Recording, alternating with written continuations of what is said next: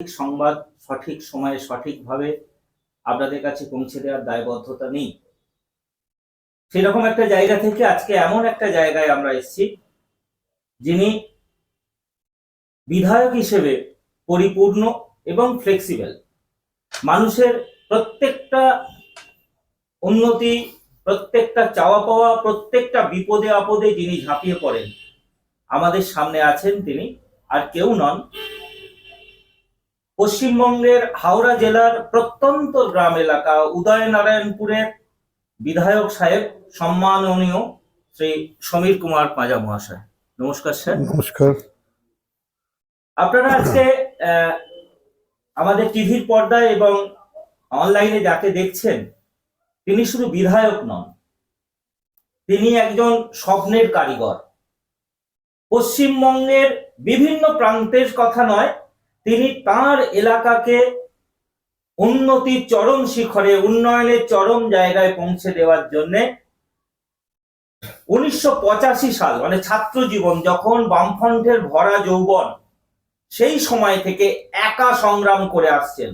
কখনো ওনাকে ছিয়াগড়ে আটকানো হয়েছে, কখনো ওনাকে কানুপাটে আটকানো হয়েছে, কখনো ওনাকে মেরে দেওয়ার জন্য লোক ঠেকানো হয়েছে, কখনো ওনাকে রাতের অন্ধকারে চোরের মতো ঘরে ঢুকতে হয়েছে।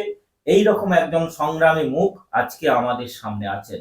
আমার মনে হয় না আজকে পশ্চিমবঙ্গের সমস্ত বিধায়ক যারা আছেন এই রকম সংগ্রাম করে কেউ সামনে এসছেন।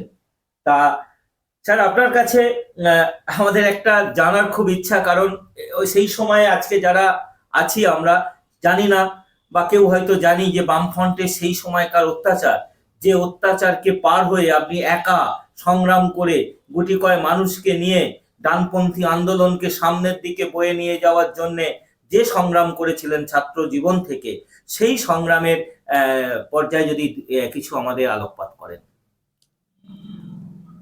শৈশব থেকে বা জন্ম থেকেই বলতে পারেন যে আমি বেড়ে উঠেছি বাম অপশাসনের বিভিন্ন কীর্তিকলাপ দেখে দেখে। বংশ পরম্পরায় জাতীয় কংগ্রেসের একজন সমর্থক বা সেই পরিবারের একজন সন্তান হিসাবে, তাই নিজের অবচেতন মনেই কৈশোর জীবন থেকে তৎকালীন সিপিএমের বিরুদ্ধে নিজের মন, চিন্তা ভাবনা তাদের বিরুদ্ধে গর্জে ওঠে।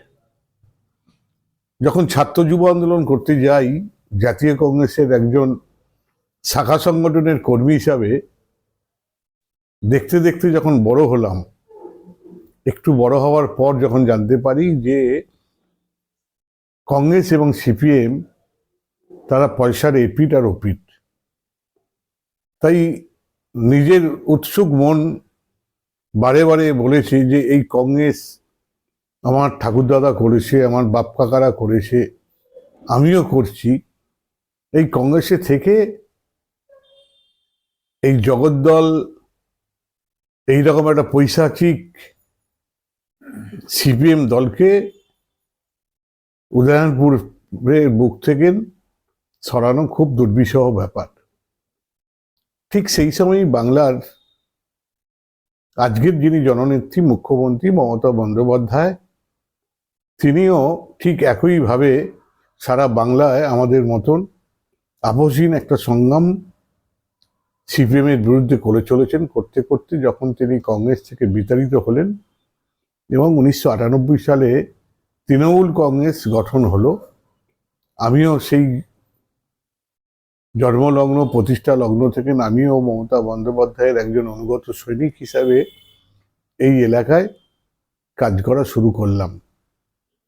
করতে গিয়ে ঘরে বাইরে যে বাধার সম্মুখীন, সে এক দুর্বিষহ জীবনযাত্রা।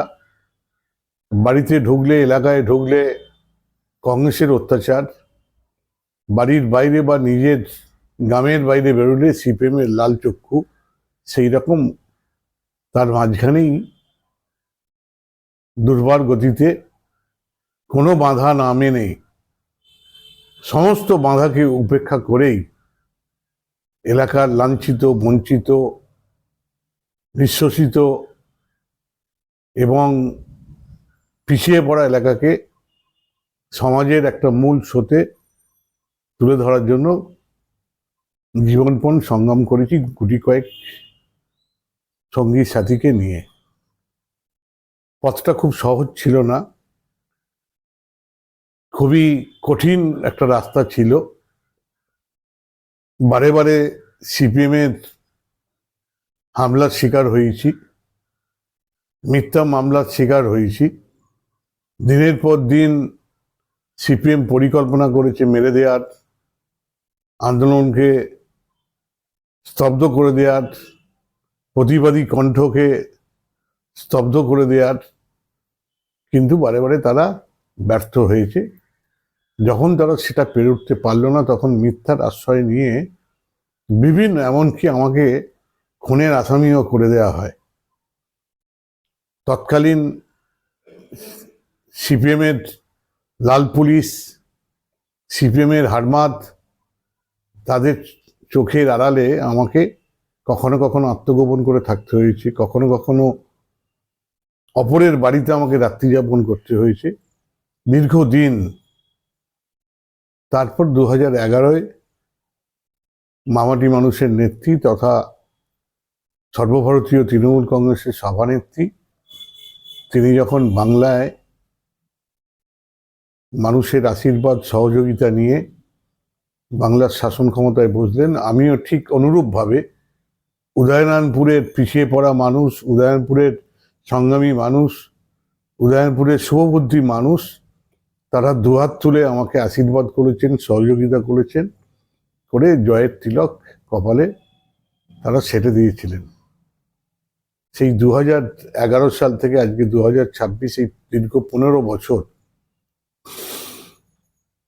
একটা অনুন্নয়ন উদয়নপুর, একটা অশান্তির বাতাবরণে উদয়নপুর, সেটাকে আজকে শান্ত শান্তির উদয়নপুর, উন্নয়নের উদয়নপুর আজকে সকলের প্রচেষ্টায়, সকলের সহযোগিতায়, সর্বোপরি মাথার উপরে ছাদের মতন মমতা বন্দ্যোপাধ্যায়ের হাত থাকার জন্য আজকের এই উদয়নপুরকে আমরা দেখতে পাচ্ছি। হ্যাঁ স্যার, বলছি আপনাকে দমিয়ে দেওয়ার জন্য, আপনাকে একা করে দেওয়ার জন্য একদিকে গোটা বিধানসভার লাল চক্ষু আর একদিকে আপনি এগিয়ে চলেছেন। আপনাকে বহু রকম ভাবে হেনস্থা করার চেষ্টা করা হয়েছে। আমরা যতদূর জানি আমাদের মুখ্যমন্ত্রী এখনকার মুখ্যমন্ত্রী আমতায় একটা জনসভায় আপনার নাম ধরে ডেকে, এত কর্মীর মধ্যে আপনাকে স্নেহ করেন বলে আপনাকে নাম ধরে ডেকে মঞ্চে তুলে আপনাকে যে জায়গা দিয়েছিলেন, সেটা আমাদের উদয়নারায়ণপুরের অহংকার। সেই জায়গা থেকে আপনি কাজ করে যাচ্ছেন, আপনি তার স্নেহধন্য এখনো পর্যন্ত। এবং আমাদের স্ক্যানারে যতটুকু খবর যে আপনি আবারও আমাদের এমএলএ হচ্ছেন, এবং উদয়নারায়ণপুরবাসী শুধু নয়, আমতা বা আমাদের হাওড়া রুরালের অনেকেরই দাবি আপনাকে একটা অন্য জায়গায় দেখতে চাওয়া। এই বিষয়ে যদি আপনি আপনার বন্ধু, আপনার সতীর্থ, আপনার কর্মী যারা আপনাকে অত্যন্ত ভালোবাসেন, তাদেরকে কি বার্তা দিতে চাইছেন? মমতা বন্দ্যোপাধ্যায় বরাবরই আমাকে খুব স্নেহ করেন, ছোট ভাইয়ের মতন দেখেন। 1985 সাল আমতা রামসদয় কলেজের একজন ছাত্র হিসাবে বা একজন ছাত্র প্রতিনিধি হিসাবে, তৎকালীন আমতা রামসদয় কলেজের ছাত্র সংসদের সাধারণ সম্পাদক থাকা অবস্থায় মমতা বন্দ্যোপাধ্যায়ের সাথে আমার পরিচয় ঘটে। সালটা 1985 সাল। তার আগের বছর তৎকালীন দেশের প্রধানমন্ত্রী ইন্দিরা গান্ধী প্রয়াত হয়েছেন আততায়ীদের গুলিতে। তার মর্মর মূর্তি উদ্বোধন করতে তিনি এসেছিলেন আমতাতে।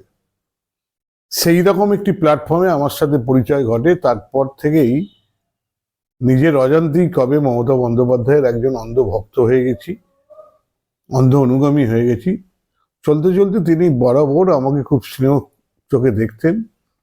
এইরকমই একটি, তিনি তখন ভারতবর্ষের রেলমন্ত্রী, হাওড়া আমতা রেল লাইন উদ্বোধন করতে সে আমতার একটি জনসভায়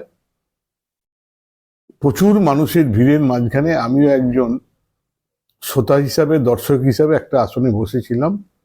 হঠাৎ করেই বক্তব্য রাখতে রাখতে তিনি আমার নাম ধরে ডেকে ওঠেন, আমাকে মঞ্চে ডাকেন এবং তিনি তার স্নেহ ভরা আশীর্বাদ আমাকে দেন যে শুধু আমতায় ছুটে আসলে হবে না, উদয়নপুরের মানুষকেও ঠিক এইরকম আলো দেখাতে হবে।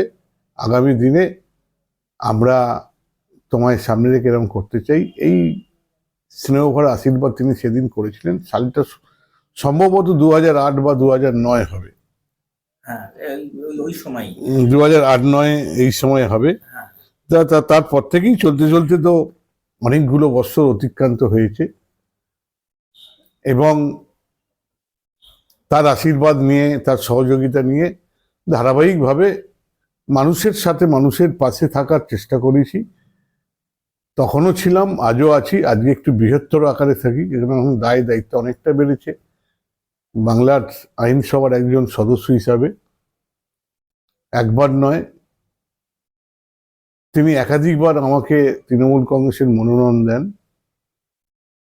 2001 সালেও দিয়েছিলেন। আমি তখন এই পদের অযোগ্য বলে নিজেকে গুটিয়ে রাখি। পরবর্তী ক্ষেত্রে তিনি 2006-এও দেয়, পরাজিত হই তৎকালীন সিপিএমের অত্যাচার, দুর্নীতি কাছে। সেই সময় ভোটটাও হতে দেয়নি, ভোটও হয়নি, হতে দেয়নি। ভোটও হয়নি। হ্যাঁ। সকাল 10টার মধ্যে সমস্ত বুথ দখল করে নিয়ে মানে লাল হোমগার্ড দিয়ে, হ্যাঁ। তখন পুলিশ, তখন তো সেন্ট্রাল বাহিনী দিয়ে বা পুলিশ দিয়ে ভোট হতো না। এলাকার বেকার ছেলেদের সিপিএমের ডিআইএফ এসএফআই তাদের অস্থায়ী হোমগার্ড নিয়োগ করে তাদের দিয়ে ভোট হতো, ব্যাজ লাগিয়ে দিয়ে ভোট হতো এবং সেই ভোট লুট হতো।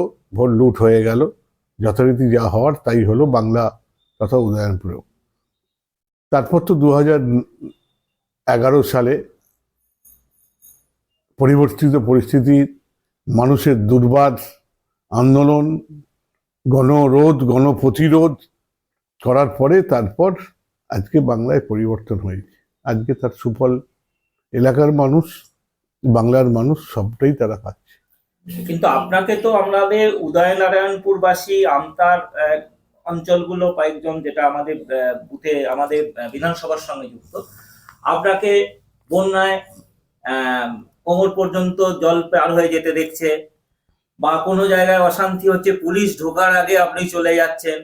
এবং সর্বোপরি যেটা দেখা যায় যে সব জায়গায় এমএলএ প্রশাসন নিয়ন্ত্রণ করে, কিন্তু আপনি সেটা করেন না। আপনি প্রশাসনকে প্রশাসনের জায়গায় রেখেছেন, আপনাকে আপনার জায়গায় রেখে সুষ্ঠুভাবে উন্নয়নকে সমানভাবে মানুষের মধ্যে, সর্বস্তরের মানুষের মধ্যে আপনি প্রচার বা প্রসার করিয়ে দিচ্ছেন। শুধু তাই নয়, বিরোধী দলের যে কোনো লোক এসে আপনার কাছে জায়গা পাচ্ছে, পরামর্শ পাচ্ছে। এটা তো আমাদের বিধানসভার একটা অহংকার। এই জায়গায় আপনার যে মানসিকতা বা আপনার যে রূপরেখা, সেটা নিয়ে যদি কিছু বলেন। ব্যাপার হচ্ছে যে দল একটা আলাদা প্ল্যাটফর্ম, আর বিধায়ক বা এমএলএ একটা আলাদা প্ল্যাটফর্ম। যখনই আমি বিধায়ক নির্বাচিত হয়ে গেলাম, সমগ্র উদয়নপুর বিধানসভা ক্ষেত্রের কম বেশি 4.5 লক্ষ মানুষের প্রতিনিধি হয়ে গেলাম। সেখানে দলমত নির্বিশেষে, জাতি ধর্ম নির্বিশেষে আমার প্রধান দায়িত্ব, প্রধান কর্তব্য যে মানুষের পাশে থাকা, মানুষের সাথে থাকা। আমি সেটাই চেষ্টা করে যাই। আর দল তো একটা নিজস্ব আমার সংগঠন, আমি যে দলে সদস্য, সেই দলের ক্ষেত্রটা আলাদা ক্ষেত্র। তাই যখনই কখনো কোনো জায়গাতে আইন শৃঙ্খলার কোনো রকম বিঘ্ন ঘটেছে, পুলিশের সাথে সাথে তার আগেই আমি সেখানে পৌঁছে গেছি, যাতে মানুষের মধ্যে কোনো রকম নৈরাজ্য, মানুষের মধ্যে কোনো বিশৃঙ্খলতা, মানুষের মধ্যে কোনো হানাহানি, মারামারি না হয়, সেটা দেখা, থামিয়ে দেয়া, শান্তি বাতাবরণ তৈরি করা, সেটা করার চেষ্টা করেছি। এবং তার সাথে সাথে এই যে বন্যার কথা বললেন, বন্যা একটা উদয়নপুরের মানুষের, দামোদরের পশ্চিম পারে আমার 9টি গ্রাম পঞ্চায়েত আছে, কম বেশি 100টি গ্রাম আছে। এটা একটা অভিশাপ। আমার আজও মনে আছে, আমি তখন শৈশবে ক্লাস 7-এর ছাত্র একজন, বাংলার 1385 সাল, ইংরাজির 1978 সাল, ঠিক পাক শারদীয়ার সময় ভয়ঙ্কর একটা বন্যা। সেই সবে পশ্চিমবাংলায় বাম সরকার প্রতিষ্ঠিত হয়েছে। সেই সময় থেকে সদ্য কিছুদিন আগে পর্যন্ত আমরা 32 বার বন্যায় উদয়নপুরের মানুষকে দেখেছি তারা দুর্গতর মধ্যে পড়ে যেতে। অস্বীকার করার ব্যাপার নেই। আমাদের সরকার আসার পরও 2011 থেকে 2025-এর মধ্যেও 2-3 বার বন্যা হয়। তা সেই বন্যায় মানুষের কি অবস্থা হয়, এই এলাকার একজন ভূমিপুত্র হিসাবে আমি সেটা চাক্ষুষ আমার শৈশব থেকে দেখেছি। আগে যখন জনপ্রতিনিধি হয়নি তখনও তাদের পাশে থেকেছি, তখন ত্রাণ নিয়ে বন্যা দুর্গত মানুষকে নিয়েও দলবাজি তৎকালীন সিপিএম সরকারের, সেটা নিয়েও যেমন দেখেছি, তাদের বিরুদ্ধে প্রতিবাদ করেছি, আন্দোলন করেছি, তার জন্য মিথ্যা মামলার শিকার হয়েছি, পুলিশ দিয়ে আমাকে আটকানোর চেষ্টা করা হয়েছে। আর পরবর্তী ক্ষেত্রে যখন আমাদের আমলে যখন হলো তখন দেখেছি সেই তৎকালীন দেখার যে দুঃস্বপ্নগুলোকে, সেইগুলোকে দূরে ফেলে দিয়ে কিভাবে সর্বস্তরের মানুষের পাশে থাকা যায়। তাই নিজের জীবনের ঝুঁকি নিয়ে বন্যার সময় জীবনকে উপেক্ষা করেই গ্রামের পর গ্রাম, কখনো জল পেরিয়ে, কখনো ছোট নৌকা করে, কখনো বা অন্য উপায়ে তাদের কাছে পৌঁছে তাদের পাশে থাকার আপ্রাণ চেষ্টা করেছি, এটাই করে চলেছি। এটা শুধু নয় স্যার, আমরা যেটা দেখেছি যে একটা সরকারের কাছ থেকে আপনার ডিম্যান্ড, আপনার বিধানসভাকে সাজানোর যে উদ্যোগ, যে চিন্তা ভাবনা, যে প্ল্যানিং, যেমন ধরুন দামোদর তাকে পুনরায় খনন করে না, তারপর তো এটা হতে হতে 2015 সালে যখন বন্যা এলো, আমাদের সরকার তখন প্রতিষ্ঠিত। মাননীয় মুখ্যমন্ত্রী দৃষ্টি আকর্ষণ করলাম, তিনি তৎকালীন সরকারের কর্ণধারদের মতন হেলিকপ্টার করে আকাশপথে তিনি বন্যা দুর্গত মানুষের কাছে আসেননি।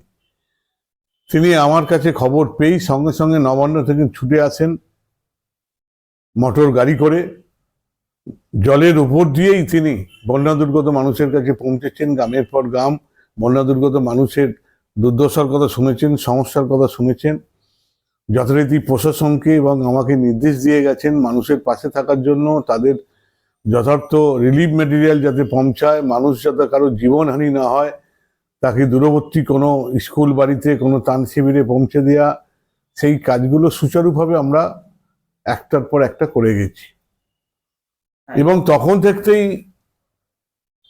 যেহেতু নদী বাঁধ দুটো যৌথ, একটা কেন্দ্রীয় সরকারের নিয়ন্ত্রণাধীন, একটা রাজ্য সরকারের নিয়ন্ত্রণাধীন, কেন্দ্র সরকারের কাছে বারে বারে রাজ্য সরকারের পক্ষ থেকে মাননীয় মুখ্যমন্ত্রী বারবার তিনি আবেদন করেছেন অর্থ সাহায্য দেওয়ার জন্য।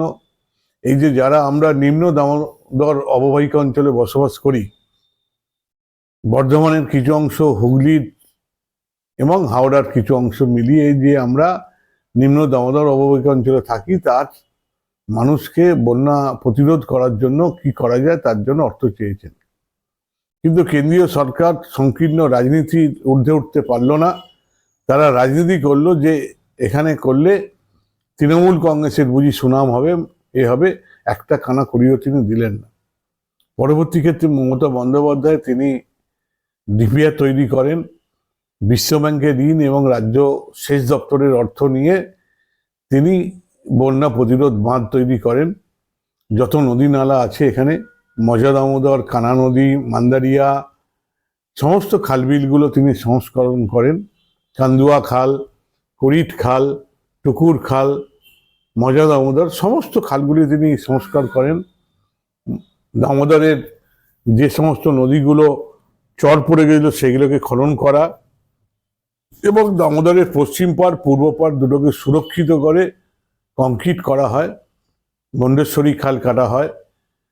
এতে আজকে আমরা তার সুফলটা বিগত 4-5 বছর পাচ্ছি না। আগে 60-70 হাজার কিউসেক জল ছেড়ে দিলে ডিবিসি এই এলাকায় বন্যায় ডুবে যেত। আজকে 1.5 লক্ষাধিকের ওপরও জল ছাড়লে আজকে বন্যা নিয়ন্ত্রণ হয়ে যাচ্ছে। আমরা মনে করি যে সেখানে 90% কাজ আমাদের সম্পূর্ণ হয়েছে, এখনো 10% বাকি আছে। যেগুলো যে আছে, ডিভিসি তো রাজ্য সরকারের সাথে কখনো সহযোগিতা করেনি। তারা উপরে যেহেতু মাইথন এবং পাঞ্চেত ব্যারেজ আছে, মানে ঝাড়খণ্ড এবং বিহারের জলটাকে পুরো নামিয়ে দেয় দুর্গাপুরে। দুর্গাপুর থেকে যে ডিভিসি নিয়ন্ত্রিত জল, তারা যদি ফেজ ওয়াইজে জলটা ছাড়তো তাহলে এলাকায় বন্যা হতো না, যেটা রাজ্যের সাথে বারবার এটা নিয়ে বিতর্ক তৈরি হয়। তারা অ্যাট এ টাইম 1.5 লক্ষ কিউসেক জল তারা ঘোষিত ভাবে থাকে, কিন্তু প্র্যাকটিক্যালি আমরা যারা এই নিম্ন দামোদর অভিজ্ঞতা ধরে থাকি, আমরা জানি এটা 2.5 লক্ষ 3 লক্ষ জল ছেড়ে দেওয়া হয়, যার ফলেই যে ক্যাপাসিটি একটা বাঁধের চাপ সেটা রাখা যায়নি। কখনো কখনো বাঁধ উপচে সেটা বন্যা হয়ে যায়, কিছু করার থাকে না তখন। তবুও দীর্ঘ কয়েক বছর পরে মমতা বন্দ্যোপাধ্যায়কে থ্যাঙ্কস, বারে বারে এই এলাকার মানুষ তাকে আশীর্বাদ করে, তার চিন্তাভাবনায় তিনি এই এলাকায় কাজকর্ম করে আমাদের সহযোগিতা করেছেন। আর স্যার, যেটা বলছি, আপনি যে স্বপ্ন দেখেছিলেন উদয়নারায়ণপুরকে নিয়ে, এই বাস স্ট্যান্ড, ব্লক অফিস, রাস্তাঘাট একদম পরিপূর্ণ, এ তো লম্বা ইতিহাস। আমি আবারও বলি, প্রথমে বলছিলাম যে অনুন্নয়ন উদয়নপুর, আজকের উদয়নপুর, আমি নিজে বলবো না, নিজের ঢাক নিজে পেটাবো না। আপনি যে কোনো মানুষকে, এমনকি আমার রাজনৈতিক যারা চরম শত্রু বা বিপক্ষে আছে, তারাও আজকে অস্বীকার করতে পারবে না, আজকে এই উন্নয়ন অস্বীকার করতে পারবে না। উদয়নপুরকে নতুন সাজে সাজিয়ে দেয়া, উদয়নপুরের ভগ্ন ব্রিজ, একটি বড় ব্রিজ যেটা 1974 সালে তৈরি হয়েছিল, বকপোতা সেতু, সেটা প্রায় 35-36 কোটি টাকা মানে ব্যয় করে একটা উন্নত সেখানে ব্রিজ করা হয়েছে। মজা দামোদরের উপর একটা দুটো নয়, 18টি কংক্রিট ব্রিজ আমরা স্থাপন করতে পেরেছি।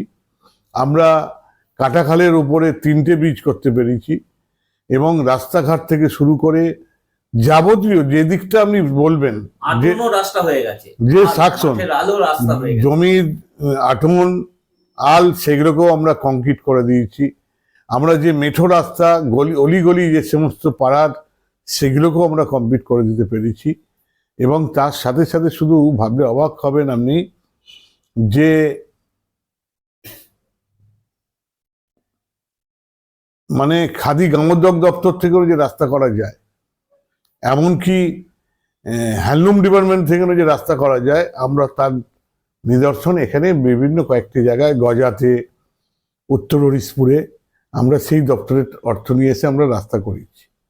এমনকি আপনি যদি দেখেন যে এখানে স্বাস্থ্যক্ষেত্রে যে বেহাল অবস্থা ছিল, এখন তো একদম সাজানো। উদয়নপুরে একটা স্টেট জেনারেল হসপিটাল ওই তৎকালীন কংগ্রেসি আমলে তখন তৈরি হয়, হওয়ার পর সেটা একটা ভগ্ন একটা আস্তাকুড়ে পরিণত হয়েছিল। সেই স্বাস্থ্যকেন্দ্রটি Udayanpur state general hospital, 7 bed থেকে সেটাকে আজকে 130 বেড করা হয়েছে। সেখানে এসএমসিউ করা হয়েছে, সেখানে ইউনিট কেয়ার তৈরি করা হয়েছে। সেখানে আগামী দিন অনুমোদনের পথে, কয়েকদিনের মধ্যেই আমরা সেটা অনুমোদন পেয়ে যাব। অলরেডি তারা জানিয়েছে আমাদের ভারবালি, যে ব্লাড ব্যাংক, তা এইরকম একটি জায়গায় আমরা নিয়ে যেতে পেরেছি। তারপর যে প্রাথমিক স্বাস্থ্যকেন্দ্রগুলো ছিল, হরিশপুর, পুরপাট, গড়ভবানীপুর, পাঁচারুল, রামপুর, মাতো, খোসালপুর, সমস্ত জায়গাগুলোতে আগে ডাক্তার থাকতো না, আজকে সেখানে ডাক্তার দেওয়া হয়েছে, মানুষ স্বাস্থ্য পরিষেবা পাচ্ছে, দারুণ পরিষেবা। বলছি স্যার, আরেকটা আমরা খুব আনন্দের সঙ্গে শুনতে পেয়েছি যে আমাদের এই এলাকার একটা বড় লক্ষ্য, যেটা আপনার বহুদিনের স্বপ্ন এবং প্রচেষ্টার মাধ্যমে জয়নগরে যে আমাদের বার্নিং সেকশনটা তৈরি হচ্ছে, অনুমোদন পেয়েছে, এটা তো আমাদের ক্ষেত্রে একটা উন্নয়নের উপর একটা নতুন পালক। এই বিষয়ে যদি শ্রোতা বন্ধু দর্শক, ব্যাপার হচ্ছে যে আমি তো এই এলাকার একজন পল্লী গ্রাম বাংলার নাগরিক। আমরা দেখতে অভ্যস্ত যে প্রকৃতির নিয়ম অনুসারে হিন্দুদের যে সৎকার্য করা হয়, মাঠে ঘাটে যত্রতত্র যেখানে সেখানে সেটা সৎকার্য করা হয়। কিন্তু এই যে একটু আগে বলছিলাম যে এই এলাকায় আমার শৈশব থেকে যে ভয়ঙ্কর একটা অভিশাপ ছিল উদয়পুরের বন্যা। বন্যার সময় আমরা দেখেছি কোনো মানুষ যদি মারা যায় তার সৎকার্য করতে কি কঠিন পরিস্থিতি হয়। দাহ কার্য করা না করেই তাকে ভাসিয়ে দিতে হয়। বর্ষাকালীন সময়ে আচ্ছাদিত নেই, ফাঁকা মাঠের মাঝখানে সৎকার্য করা হচ্ছে, অর্ধেক পোড়ানো হয়েছে, সেই অবস্থায় মরা ফেলে মানুষ আশ্রয়স্থলে ছুটে পালিয়ে যেত। কালবৈশাখীর ঝড়, এই সমস্ত দেখতে দেখতে এলাকার মানুষের দীর্ঘদিনের একটা চাহিদা ছিল। আমাকে অনেক মানুষ বলতেন যদি এখানে একটা ইলেকট্রিক চুল্লি করা যায়। তা সেই ইলেকট্রিক চুল্লি আমারও নিজের খুবই ইচ্ছা ছিল যে একটি ইলেকট্রিক চুল্লি। কেন, আমরা শহর অঞ্চলে আরবান এলাকায় দেখেছি, হাওড়াতে দেখেছি, এখান থেকে 50 কিলোমিটার দূরে গঙ্গা তীরবর্তী এলাকায় বাউরিয়াতে আছে, আর এখান থেকে যদি আপনি হুগলি যান তারকেশ্বরে, এর কাছাকাছি কোথাও ইলেকট্রিক চুল্লি আমরা চোখে দেখতে পেতাম না। স্বল্প সময়ে উন্নত বৈজ্ঞানিক পদ্ধতিতে তার সৎকার্য করা, এটা একটা আবেদন ছিল। মাননীয় মুখ্যমন্ত্রীর অনুপ্রেরণায় এবং নগর উন্নয়ন মন্ত্রী জনাব ফিরহাদ হাকিমের ঐকান্তিক সহযোগিতায় আমরা এটা অনুমোদন লাভ করেছি। আগামী কয়েকদিনের মধ্যে এটা শুভ শিলান্যাস করব। আগামী 8-9 মাসের মধ্যে এটা কমপ্লিট হয়ে যাবে। শুধু উদয়নপুর নয়, উদয়নপুর সারাউন্ডিং, আমতা, জগৎবল্লভপুর, ডোমজুর, বর্গেছিয়া, জাঙ্গিপাড়া, খানাকুল, এই একটা বিস্তীর্ণ এলাকা নিয়ে মানুষের এটা সহযোগিতা হবে। তারা অতি সহজেই স্বল্প ব্যয়ে বৈজ্ঞানিক পদ্ধতিতে দাহকার্য, পরিবেশ দূষণ মুক্তভাবে তারা সেটা দাহকার্য করতে পারবে। তো স্যার, অনেকক্ষণ কথা বললাম, আপনার অনেকখানি সময় নষ্ট করলাম, আমরা একটা শেষের দিকে এসে গেছি। বলছি স্যার, আমাদের স্ক্যানার অনুযায়ী আপনি নেক্সট বিধায়ক সিটে থাকছেন, আমাদেরও আশা আপনি থাকুন। তা আপনি আপনার আমাদের মিডিয়া মারফত আপনার যারা শুভাকাঙ্ক্ষী আছে তাদের যদি একটু বার্তা দেন। বিধায়কটা তো আমার উপর সম্পূর্ণভাবে নির্ভর করে না, তবে আমি এমন কাজও করি না যে দল আমার উপর বিরাগভাজন হয়েছে বা হতে পারে, সেরকম কোনো কাজ আজ পর্যন্ত করিনি। আমি একজন অনুগত তৃণমূল কংগ্রেসের সৈনিক।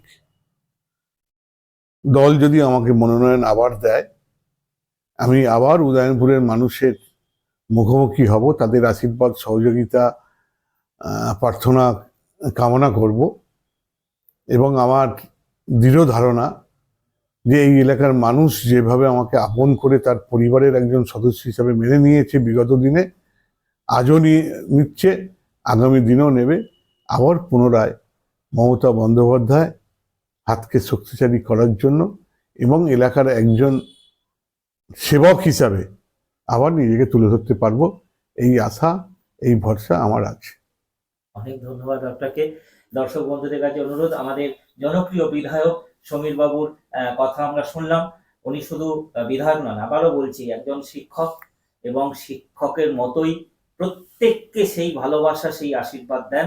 আজকে আমাদের এই কথা ও আড্ডায় অতিথি হিসেবে তিনি ছিলেন। তার এই মূল্যবান সময় দেওয়ার জন্য অনেক অনেক ধন্যবাদ। নিশ্চয়ই আপনারা সমৃদ্ধ হয়েছেন, উদয়নারায়ণপুর সম্পর্কে নতুন বার্তা পেয়েছেন, নতুন কিছু জানতে পেরেছেন। আপনারা সঙ্গে থাকুন আমাদের সঙ্গে। রিমেক মিডিয়ার পক্ষ থেকে আপনাদের এবং স্যারকে অনেক অনেক নমস্কার।